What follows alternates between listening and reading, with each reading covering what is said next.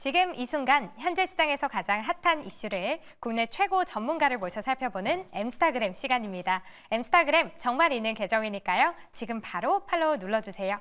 오늘의 주제는 바로 반도체 전망입니다. 그동안 한국과 미국과 중국의 반도체 전쟁 최근 다시 격화되고 있는데요. 미국에서 중국 반도체 기업 6곳을 미국 기술에 접근을 못하도록 하는 블랙리스트에 올리는 방안을 검토 중이라고 합니다. 그런데 중국은 오히려 반도체 패권을 쥐기 위해서 투자에 열을 올리고 있는데요. 이런 흐름에 삼성전자와 SK하이닉스 손해를 피하려는 움직임으로 바쁩니다. 반도체의 전망 지금 바로 살펴볼게요.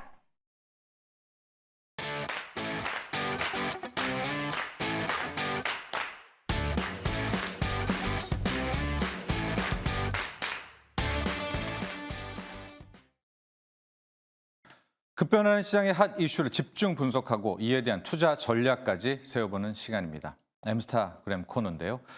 자, 여러분들 AI 반도체 이슈, 테마 어디로 갈지 굉장히 궁금하시죠? 자, 이런 가운데 엔비디아가 이틀 연속 꽤 큰 폭의 조정을 받았습니다. 특히 단기 하락하면서 거래량도 굉장히 실렸거든요. 이렇게 되니까 엔비디아, 나아가서 AI 반도체 앞으로 어떻게 되는가? 정말로 많은 궁금증 커지고 있습니다. 자, 오늘 이 시간에는요. 국내 최고의 반도체 전문가와 함께합니다. 유진투자증권 이승우 리서치 센터장 모셨습니다. 안녕하십니까? 네, 안녕하세요. 네.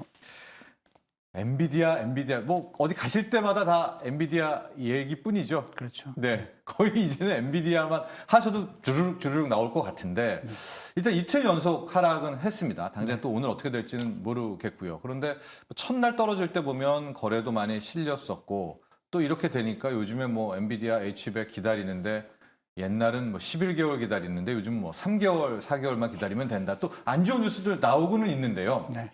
총평 일단 엔비디아를 어떻게 바라보고 계시는지 한번 듣고 싶어요. 이제 걱정하시는 분들은 네. 사실은 IT 버블 때 시스코 이야기를 많이 하시죠. 네. 시스코가 IT 버블 때 한때 세계 시가총액 1위까지 올랐었고, 네. 그리고 그 이듬해에 이제 이익이 99.5%가 감소를 하면서 주가가 85%를 하락한 적이 있습니다. 네. 엔비디아도 혹시 비슷한 거 아니냐 이제 이렇게 차트를 비교를 해놓고 많이들 이야기를 하시거든요.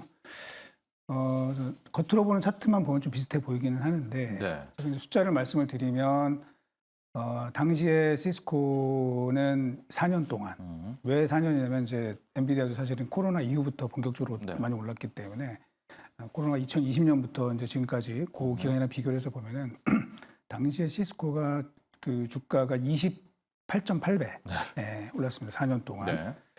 그런데 그때 시스코의 이익 증가는 몇 배가 이익이 증가했냐면 3.3배 정도 증가했습니다.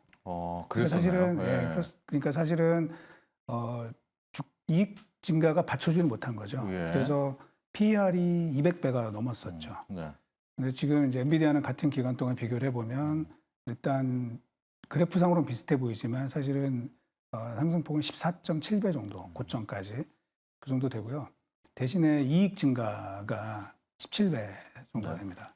사실은 엔비디아의 주가 상승이 굉장히 과격해 보이기는 하지만 거기에는 충분한 그 펀더멘털이 뒷받침된 이런 상황이라고 보고 있습니다. 그래서 기본적으로 이제 과거의 IT 버블 때는 이제 버블인 거죠, 사실은. 펀더멘털 대비 상당히 앞서간 부분이 있는데 지금은 사실 버블이라고 저희가 이제 보진 않습니다. 충분한 뒷받침이 되고 있는 상황이고 물론 우려하시는 분들은 이제 엔비디아의 경쟁 업체들이나 또는 빅테크들의 자체적인 칩 개발 이런 우려를 많이 하시는데 물론 그럴 수 있습니다. 그럴 수 있지만 그렇다 하더라도 당분간은 제가 볼 땐 그 시기는 그 시장에서 이제 우려하는 것만 그렇게 빨리 오지는 않을 것이다. 그러면 엔비디아의 이익 증가는 이제 당연히 증가율은 조금씩 둔화가 되겠죠. 이제 그동안 이제 워낙 빠르게 증가했기 때문에. 하지만 계속해서 상당히 다른 업체들보다 높은 수준을 유지할 수가 있기 때문에 주가 조정이 아주 깊지는 않을 것이다라고 이제 저는 생각을 하고 있습니다. 앞서 말씀해 주셨지만 AMD가 자체 개발했다는 또 AI 칩에 대한 칭찬도 많습니다. 우리 센터장님 보시기에는 어때요? H100을 능가한다 이렇게도 외신은 나오고 있는 것 같던데. 능가하는 부분이 있습니다. 실제로 능가하는 부분이 있고 또 다른 그 인공지능 설계 업체들도 심지어는 이제 일부 국내 업체들도 일부 어떤 테스트에서는 뭐 엔비디아나 AMD 칩을 성능 능가한다는 그런 오. 보고들이 상당히 있어요. 예. 그런데 이제 결국은 근데 왜 엔비디아 하느냐는 네. 거죠. 결국은 엔비디아의 진짜 강점은 뭐냐면은 칩 하나의 성능이 아니라 예를 들면 데이터 센터 전체를 본다는 거죠. 그래서 칩 10,000개가 붙었을 때 네. 그때 성능이 어떻게 나오느냐인지 이게 중요한 것이죠. 오. 그러면은 결국은 이제 그래서 엔비디아의 최대 강점은 물론 이제 칩 설계도 잘하겠지만 네. 그게 아니라 이 칩의 그 네트워킹, 아. 거기에 따른 또 소프트웨어 스택, 예. 뭐 이것들이 갖춰졌기 때문에 저희가 칩 하나를 보면 안 1:1 되는 거죠. 비교는, 예, 안 되는 거고 10,000개 대 10,000개를 같이 봐야 된다는 거죠. 이제 그런 측면에서는 아직은 상당히 압도적이지 않나 그렇게 판단을 하고 있습니다. 이것도 좀 어리석은 우문일 수도 있을 것 같은데 저는 일론 머스크가 한 말이 자꾸만 걸리거든요. AI 반도체 뭐 앞으로 미래를 뭐 선동하고 할 텐데 이 전기를 너무 많이 쓴다. 네, 네. 그러니까 시장이 어느 정도 커가다가 아차 싶은 거죠. 이걸 가동할 수 있어? 전기가 부족한데? 그래서 잠깐 정체기를 거칠 것이다. 이 의견들. 그러니까 오히려 그러니까 그 다음날 뭐 전력주들이 가고 그러지 않았었습니까? 그거 어느 정도 좀 사실의 개연성이 좀 있는 건가요? 그 말은? 뭐 이렇게 설명을 해볼까요? 네. 지금 전 세계 전력 사용량 중에 데이터 센터에서 사용하는 비중이 어느 정도 되는지 네. 어느 정도 될까요? 그게 지금 데이터 나와 있는 것들을 보면은 네. 한 2% 정도가 됩니다. 음. 그러니까 사실 굉장히 많은 거죠. 왜냐면은 우리나라가 쓰는 전기량과 거의 비슷해요. 그 데이터 센터에서 쓰는 예. 게 우리나라 전체. 데이터 센터 더 짓고 있잖아요. 또. 그렇죠. 네. 그래서 이제 앞으로 좀 늘어날 겁니다. 늘어납니다. 그리고 분명히 이제 그런 부분들이 있고 네. 지금 이제 많은 뭐 예를 들면 샘 얼트먼이나 또 빅테크의 많은 부분들이 엔비디아에 사실 불만이 많아요. 네. 왜냐면 너무 비싸고 그러니까 자기네들이 인공지능을 개발하고 이럴 때 투자비가 너무 많이 들고 거기에 지금 앵커님 말씀하신 것처럼 전력 소모 너무 많고 네. 그러면 이제 이게 과연 감당 가능하냐. 이제 그래서 사실은 계속 그런 얘기가 나오고 있고 뭐 일론 머스크가 한 말도 우리가 한번 생각을 해봐야 되는 거죠. 예를 들면 우리 이제 전기차도 요즘에 좀 삐끗한데 그것도 마찬가지로 이제 충전 시설에 한계가 있다 보니까 결국은 거기에 바틀렉이 걸리면서 좀 이렇게 슬로해지는 게 나타나는 이러죠. 거잖아요. 네. 네. 그럴 가능성이 분명히 있습니다. 네. 분명히 그런 부분들이 시장에 좀 우려할 수 있는 부분인 거는 사실이다. 네. 네. 그러나 현재 아직은- 상황은 아직은 우리가 네. 닥친 발등의 불은 그렇죠. 그리고 아니다. 특히 빅테크들이 네. 최근에 AI 개발에 있어서 이제 예를 들면 이런 일이 있었습니다. 얼마 전에 다들 아시는 것처럼 샘 알트먼 축출 사건이 있었잖아요. 네. 이제 그것도 결국은 AI를 개발하는 데 있어서 그 컴플라이언스를 지키면서 천천히 안전하게 개발할 것이냐, 네. 급하게 개발할 것이냐. 근데 똑같은 일이 메타에서도 있었고요. 언론에 크게 보도는 안 됐었지만 네. 그래서 메타에 있는 RAI라는 팀이 있습니다. 예. 그 Responsible AI라는 그 팀이 있는데 그 메타의 AI 총책임자인 얀 루큰이라는 네. 분이 그 해체해 버렸습니다. 지금은 그 컴플라이언스를 충분히 지키고 가다가는 경쟁에서 낙후된다라는 거죠. 그리고 구글에서도 사실은 그런 비슷한 논란들이 있었습니다. 그러니까 지금은 물론 다 맞는 얘기지만 지금은 빨리 AI 성능을 높이고 거기서 그 개발을 더 앞서가는 게 굉장히 중요하다고 생각을 하기 때문에 네.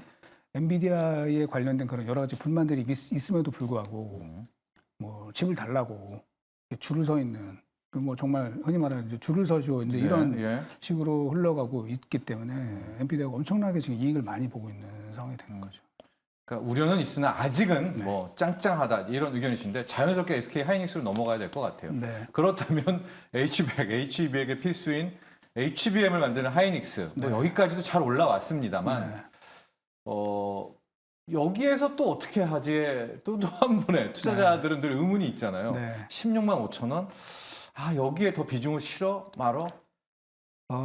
사실은 이제 PBR 2배 정도가 됐어요. 예. 그러면 최근 한 10년치 데이터를 이렇게 보면 하이닉스가 PBR 2배를 이렇게 훌쩍 넘어간 적이 있느냐? 사실 없거든요. 네. 그렇기 때문에 이제 좀 의견이 엇갈리는데 이제 좋게 보시는 분들은 이건 HBM은 다른 스토리로 봐야 돼. 그러니까 네.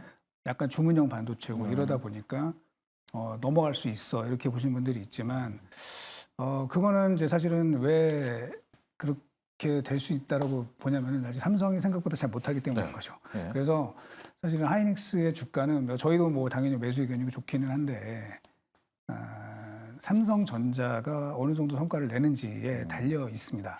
그러니까 네. 삼성전자가 지금 HBM에서 생각보다는 부진을 물론 이제 하고는 있어요. 잘 하고는 있고 점점 좀 나아질 거라고 보고 있고 뭐 되고는 있지만 사실 시장의 기대 예. 이거에 비해서는 사실은 조금 옛날 삼성 같지 않다 이런 평가가 많거든요. 근데 삼성이 그런 뭐라고 허들을 이제 넘어서게 되면은 그러면 사실은 주식 수급도 좀 바뀔 수 있고 그런 부분이 있어서 사실 저희가 뭐 둘 다 좋게 보지만 네. 기본적으로 왜냐하면 이제 HBM뿐만 아니라 전체 우리 일반 레거시 DRAM도 굉장히 좋아지기 네, 때문에 네.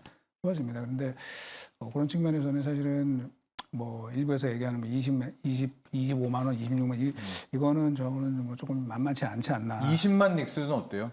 20만 닉스. 그러니까 이제 아까 그러면 이제 PBR 2배를 넘어가야 되거든요. 넘어가죠. 넘어가야 네. 되는데 이제 그게 되려면은 삼성이 계속 못 해야 된다는 그런 조건이 깔려 있다라는 거죠. 네. 그렇지는 않지 않을까라는 생각을 저는 갖고 있습니다. 자, 여러분 이게 역설적인 상황인데요. 뭐 또 우리 국가적 차원에서는 네. 또 반가울 수도 있는데 SK 하이닉스 주가 앞으로 어떻게 되느냐? 오히려 삼성전자에 달렸다라고 보여진다는 말씀 아닙니까? 자연스럽게 삼성전자 얘기로 좀 넘어가게 되면 삼성전자가 너무 졌다 하고 뭐 이렇게까지 못할 줄이야라는 의견. 그러나 또 한편에서는 상반기에는 HBM3 뭐 12단 쌌다 뭐 이걸로 한 방은 터트려 준다. 여러 가지 의견들이 좀 있어요. 게다가 낸드 플랫이 뭐 지금 좋아지고 있다. 삼성전자 이야기를 한번 해볼 텐데 먼저 HBM에 관련한 능력, 뭐 앞으로의 성과의 전망은 어떻게 보세요, 센터장님은? 사실 이제 공개된 데이터를 보면요, HBM3E와 관련돼서 삼성의 스펙이 제일 좋습니다. 아직 이제 뭐 엔비디아 퀄을 받았네 안 받았는데 이런 이제 노이즈가 있기는 하지만 네. 예를 들면 그 HBM에 1024개의 핀이 있는데요. 그 핀당 그 데이터 전송 속도를 보면은 하이닉스가 HBM3가 8.0 기가 bps가 나오고 네. 마이크론이 지난번에 발표한 게 9.2 기가 bps. 계약도 했다는 그거. 예. 네. 반면에 이제 삼성전자는 9.8 기가 bps로 가장 높습니다. 네. 근데 왜 그러면 안 되느냐? 뭐 이것도 논란이 좀 있는데요. 네. 뭐 예를 들면 TSMC의 견제가 상당히 있다라는 설도 있습니다. 그러니까 예. 뭐냐면은 이 패키징을 그러니까 HBM과 GPU 패키징을 TSMC가 하게 되는데 네. 그때 당연히 TSMC는 삼성전자를 잠재적인 굉장히 경쟁자로 보고 있기 파운드리에서요. 때문에 네. 파운드리에서 네. 그런데 삼성전자의 HBM을 받아주게 되면은 그러면은 뭐 삼성의 여기서 이제 돌파구가 마련되게 되고 그런 측면에서 굉장히 까다로운 조건을 낸다는 거죠. 네. 그래서 지금 뭐 예를 들면 이제 여의도에서도 소문이 삼성이 엔비디아의 스펙을 맞췄느냐 못 맞췄느냐 이런 게 있는데 네. 뭐 제가 알기로는 뭐 거의 맞는 것 같아요. 근데 이 TSMC에서 굉장히 까다로운 조건을 제시하고 있어서 이게 예. 조금 더 약간 딜레이 되는 측면이 있다라는 설도 있습니다. 경쟁자의 싹을 죽인다. 예, 뭐 그런 네. 측면이 있다는 것 같습니다. 그래서 저는 뭐 삼성이 뭐 저도 약간 이제 기대보다는 조금 지금 잘 하고 있는 것은 아니지만 네.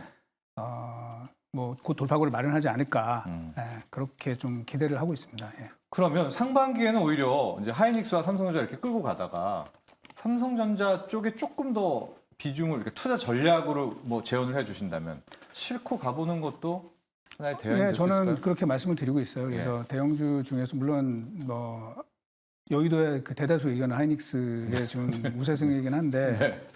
저는 이제 계속 삼성전자 한 방이 있을 네. 것이다라고 이제 계속 말씀을 드리고 있고 실제로 이제 밸류에이션 차원에서도 하이닉스는 뭐 꼭 PBR로 봐야 되는지는 뭐 지금 논란이 있습니다만 그래도 이제 그게 가장 데이터가 길기 때문에 그걸 많이 보는데요. 네.